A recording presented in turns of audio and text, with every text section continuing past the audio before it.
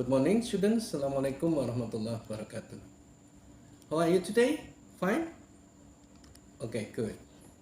Yeah, me too. Thank you. Students, we are going to talk about how to write an effective paragraph today. We talk firstly about the definitions of paragraphs. Paragraphs are meant to make reading a text easier. When a writer composes for school or work purposes, paragraphs help promote the brevity, clarity, and simplicity expected of formal writing. Each new paragraph signals a pause in thought and a change in topic, directing readers to anticipate what is to follow or allowing them a moment to digest the materials in the preceding paragraph. Students, these are reasons to start a new paragraph include beginning a new idea, emphasizing a particular point, changing speakers in dialogue, allowing readers to pause, and breaking up lengthy text, usually moving to a subtopic. Once a writer is satisfied with their paragraph content, they take their readers into considerations. They revise and edit to make their paragraphs both engaging and easy to read. Key considerations for revising and editing paragraphs are length, variety, clarity, and transitions. Okay, students, we are going to talk about paragraph length. Effective paragraphs vary in length. Paragraph lengths should invite readers in, neither seeming too daunting nor appearing incomplete. Paragraphs are more than one double-spaced page will appear too dense and too long to be inviting. However, short paragraphs can appear choppy and undeveloped. In fact, one-sentence paragraphs are rarely effective. Not only can a one-sentence paragraph seem abrupt, but it can also leave readers puzzled. A sentence that makes a point about a topic will typically need at least one or even more sentences to illustrate and explain that point. For example, concepts such as those in persuasive essays that demand detailed explanation and supporting evidence, longer paragraphs are necessary.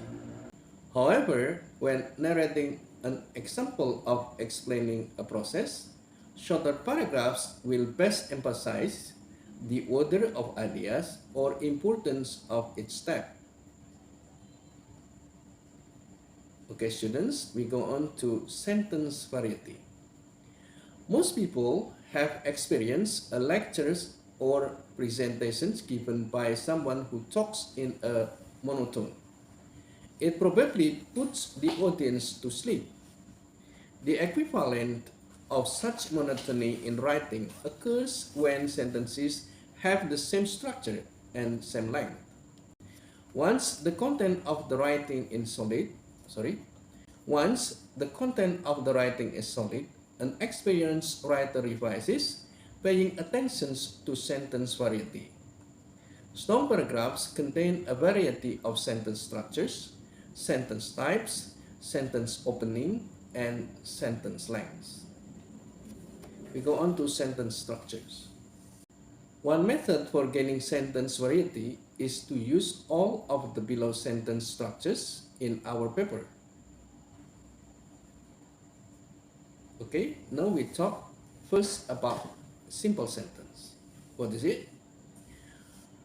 Simple sentence is one independent clause with no subordinate clause. For example, music is life itself. This one already spoken by Louis Armstrong.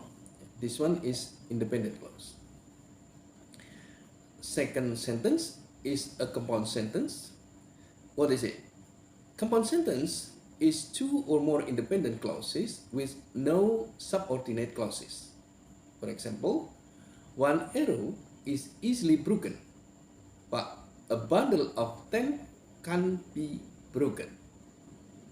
Okay, this one is independent clause plus conjunctions and plus independent clause. Okay, we go on to complex sentence. Number 3, complex sentence. What is it? A complex sentence is one independent clause with one or more subordinate clauses. For example, if you scatter thorn, don't go barefoot. This one consists of subordinate clause and plus independent clause.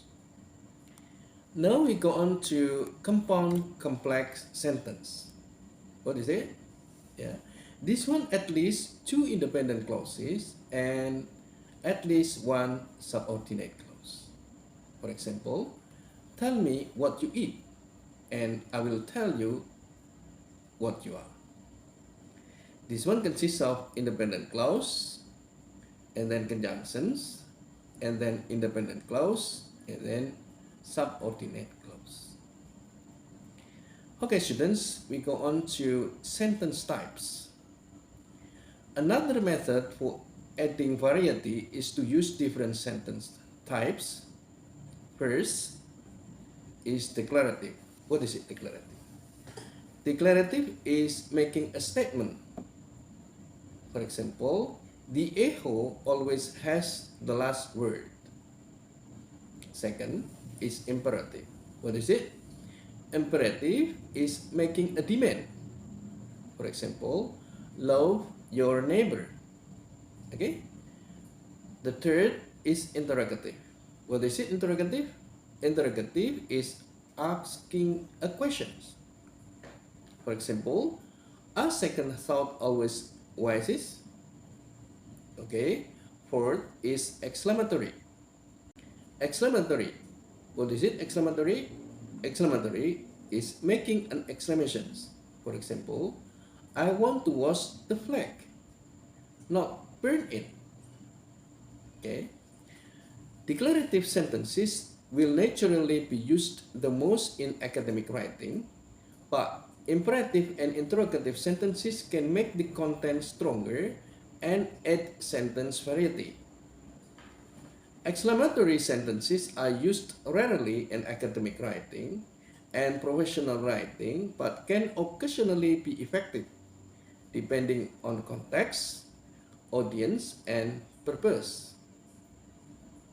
Okay, students, we go on to sentence opening. Another way to add sentence variety is with sentence openings. Many writers fall into a pattern of starting sentences the same way, generally with the subject of sentence. Here is a sample of what can be done with the simple sentence, John broke the window. And this one the example, John broke the window. The different openings not only add variety, but also create more interesting content. For example, subject, John broke the window. Okay, with conjunctions, but John broke the window. Okay, and then we use adverb, for examples, answers, how, when, why. Afterwards, John broke the window. Okay, now we use adverb clause. While hitting a fly ball in the vacant field, John broke the window. And then we go on to expletive. There is the window John broke. Okay, we go on to correlative conjunctions. Either John broke the window with the fly ball or he didn't. Once again, the correlative conjunctions. Either John broke the window with the fly ball or he did. Okay, we go on to prepositional phrase. Yeah. Okay, students, we use prepositional phrase. For example, during the game, John broke the window. And then we use infinitive phrase to complete the destructiveness. Okay, we go on to use infinitive phrase to complete the destructiveness of the baseball game. John broke the window. Okay. Next, we use passive voice. The window was broken by John. Okay. Next, we use participle phrase. Testing his father's patience, John broke the window. Okay. Okay, next, we use subordinate clause. Although John hit a home run, the prize was a broken window. Yeah. Okay. Next, inverted word order. The window John broke. Once again, for inverted word order, the window John broke. Okay, students, inverted word order should not be overused, but occasionally used at an important point where the writer wants to grab the reader's attention, can add surprise and drama, as in the following example. We use normal word order. The Christmas trees, the bride, very born presents, and the charitable love of the seasons are all gone. Okay, please compare. We use inverted word order. Gone are the Christmas trees, the bride, very born presents, and the charitable love of the seasons. Okay, we go on to varied sentence lengths. A final way to vary sentences is with length. Experienced writers strive to compose sentences that are short, medium, and long in length. They can check sentence length by beginning each sentence of a paragraph on a separate line. They can check sentence length by beginning each sentence of a paragraph on a separate line, so they can scan the length. Okay, here is an example. Sandy's home is described as dark, in part because of his son's sickness and death, which occurred barely 5 minutes before Aborigine rings the doctor's doorbell. Second, the entry is dark and the lamp in his drawing room is unlighted, allowing the twilight and the dark September evenings to fill the room, relieved only by a light in the adjoining study that lights his books and a big lamp in the dead boy's bedroom.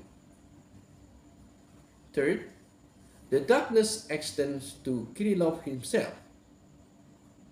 Fourth, Chekhov describes him as having a prematurely gray beard and skin with a pale gray hue. Fifth, his hands are stained black with carbolic acid, making him as a laborer. His dark home and gray appearance exemplify the grayness and monotony of life that characterize his recent loss and years of poverty. Okay, students, the varied lengths are easy to see at a glance. If the writer decides the paper sentences need to be more varied in length, much can be done. For example, clauses can be converted to phrases. Sentence 1 in the paragraph above could be changed in the following. Sandy's home is described as dark, in part because of his son's sickness and death, occurring barely 5 minutes before. Sentences can be combined. Sentences 3 and 4 above could become the following. The darkness extends to Kirillov himself, as Chekhov describes him as having a prematurely gray beard and skin with a pale gray hue. Okay, students, long sentences can be divided. Sentence 2 above could become the following. The entry is dark, and the lamp in his drawing room is unlighted, allowing the twilight and the dark September evening to fill the room. The darkness is relieved only by a light in the adjoining study that lights his books and a big lamp in the dead boy's bedroom. Okay, students, remember that phrases can become one or two words. Sentence, sorry, sentence 4 above could become the following. Chekhov describes him as prematurely gray. Okay? These changes do not necessarily make the sentence better, but they serve a good examples of what can be done to change sentence length and add sentence variety. Okay, students, we go on to sentence clarity. Sentence clarity requires grammatical correctness. However, mixed constructions, faulty predictions, and inconsistent or incomplete comparisons are common causes of crippled sentences that writers must check for when revising and editing. Okay, students, we go on to mixed constructions.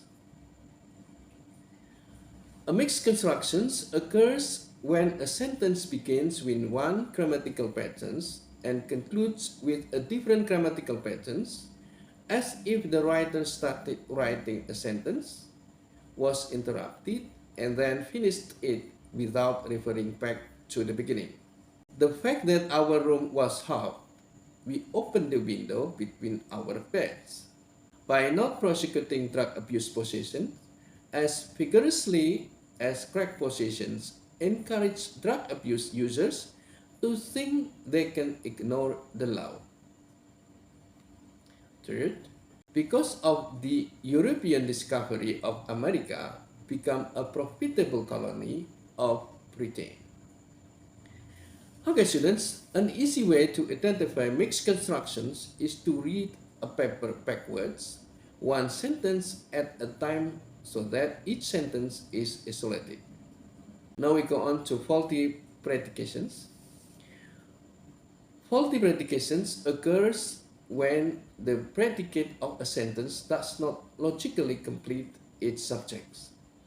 Most often, faulty predication involves the verb to be. We know that to be verbs act like equal signs between the subject and predicate. For example, the piano player is skilled. However, if the predicate is logically inconsistent with the subject, the sentence will confuse the readers.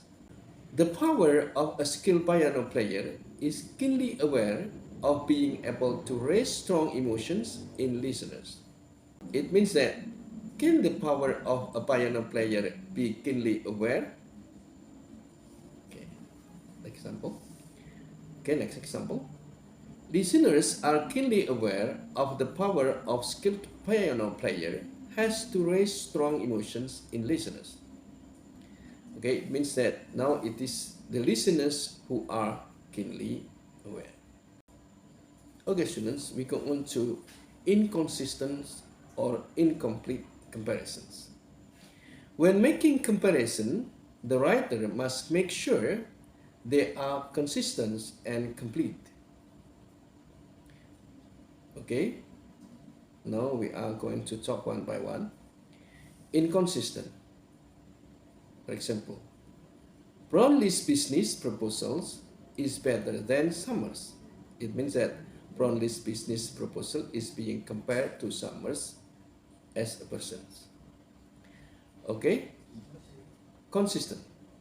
For example, Brownlee's business proposals is better than the one by Summers. Okay, we go on to incomplete. For example, I was ashamed because my background was so different. This means different from what? Okay, complete. I was ashamed because my background was so different from that of my new co-workers. Questions? I hope you already knew. Okay, students, I hope you already knew the differences among them. If you still confused, we can discuss in the class. Okay, students, inconsistent and incomplete comparisons are common in speech. Context, facial expressions, and body language supply the missing informations. But in formal writing, care must be taken to compose clear sentences. Okay, students, we are going to talk about transitions. Transitions are one of the methods used to make paragraphs flow smoothly. Transitions are connectors or bridges between thoughts. When the reader knows the relationship between concepts or sentences, the thoughts flow smoothly and the paragraph is easier to read. Writers use both transitions words and transitions sentences.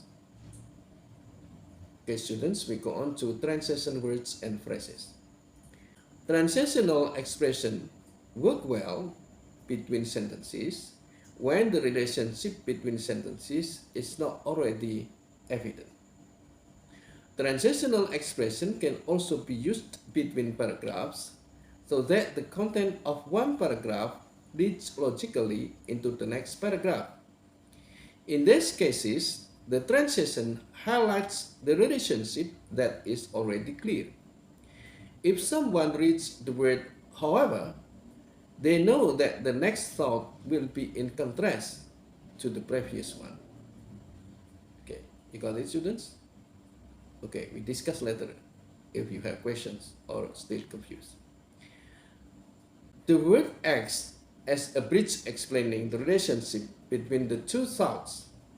If someone reads the word meanwhile, they know that the next event is happening at the same time as the event discussed previously. The word explains the simultaneous relationship between the two events. Okay, we go on to the example of transition words and expression.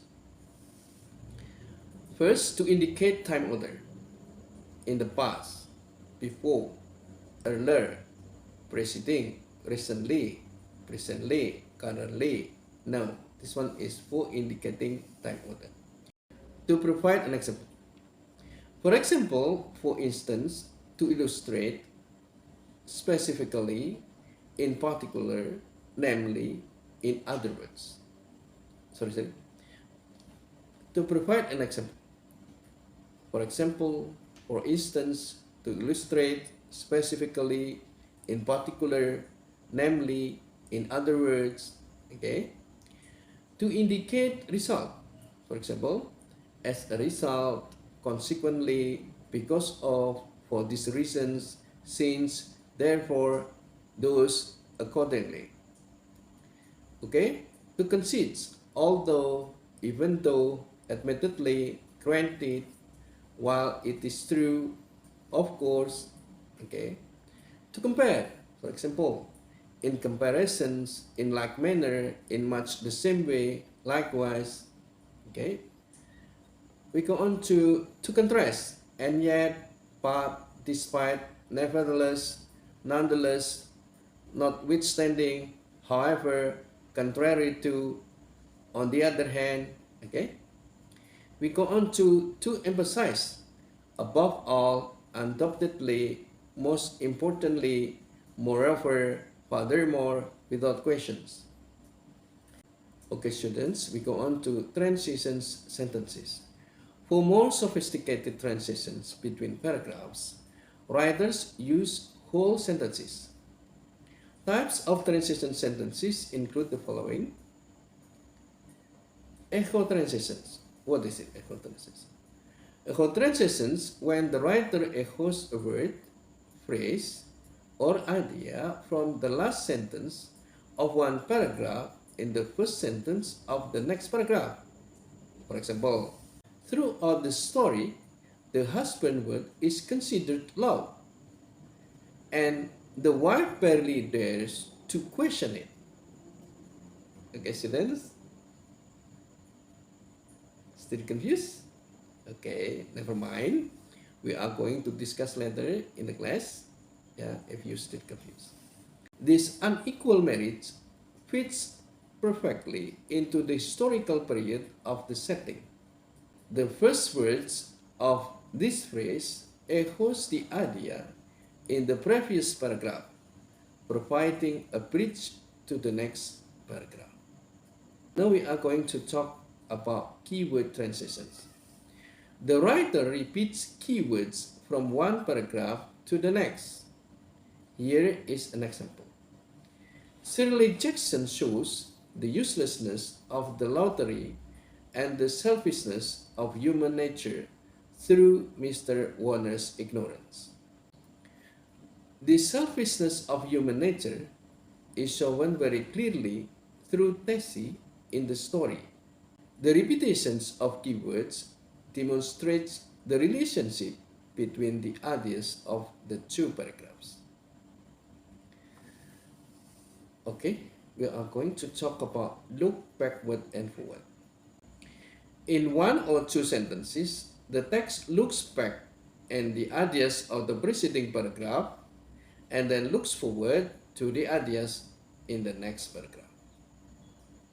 For example, these first two stanzas set up the theme of triumph in life. Okay, students? Yeah. In contrast to this victory, stanza 3 moves to the issue of dying. In this sentence, the first phrase, in contrast to this victory, looks backward at the ideas of the preceding paragraph. And then the second clause, by using stanza 3, moves to the issue of dying, looks forward to the ideas in the next paragraph. Okay, students. Yeah, I think some of you still confused, with the definitions or maybe the examples of my explanations before. Yeah, never mind. Yeah, we are going to talk more inside of the class, and then we practice together for writing an effective paragraph. Thank you, students, for joining today. See you next meeting for the next material. Bye-bye. Assalamualaikum warahmatullahi wabarakatuh.